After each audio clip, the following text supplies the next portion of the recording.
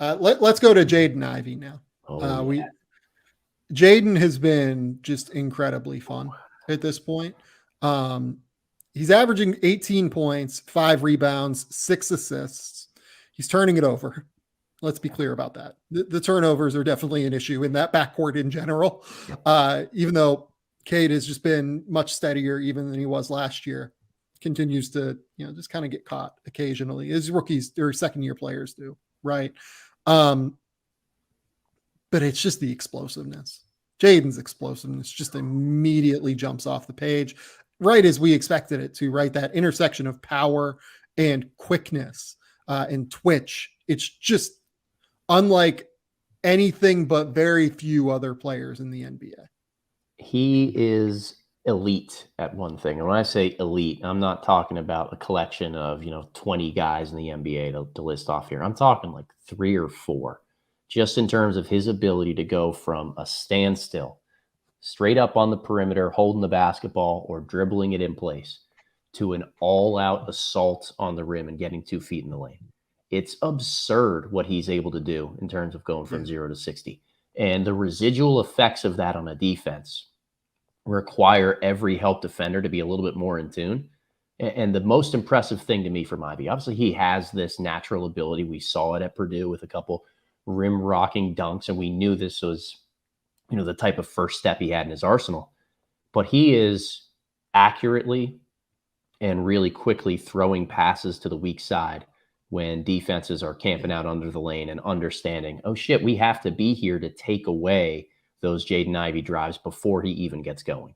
And he's found Bogdanovich on a couple corner threes. He's doing a nice job of getting there. Obviously, when you play at a higher speed than everybody else, you're going to have some turnovers that come with it.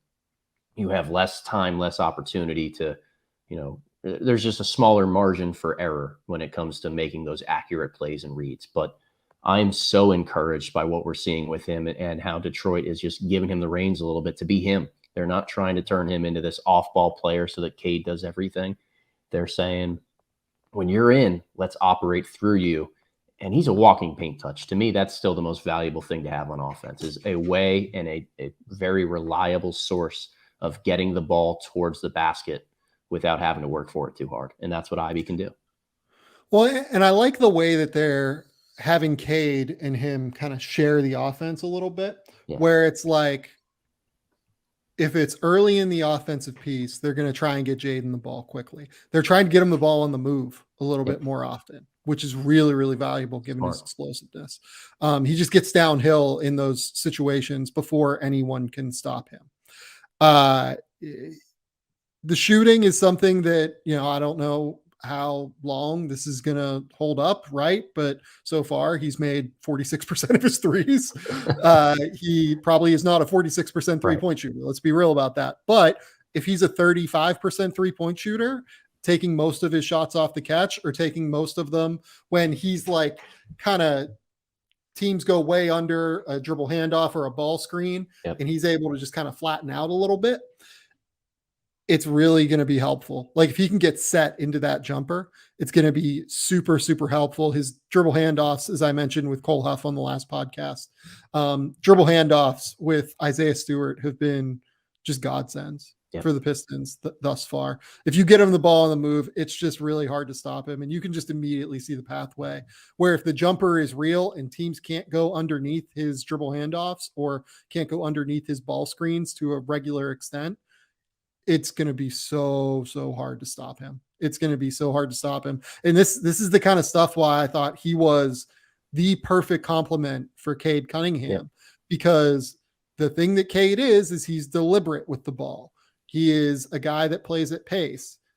You want a guy that can create these early offense transition plays and get easy offense that way to play with Cade Cunningham. As long as you believe in Jaden's offense, or believe in the shooting as well, there's no reason that this isn't just an incredible backcourt combination.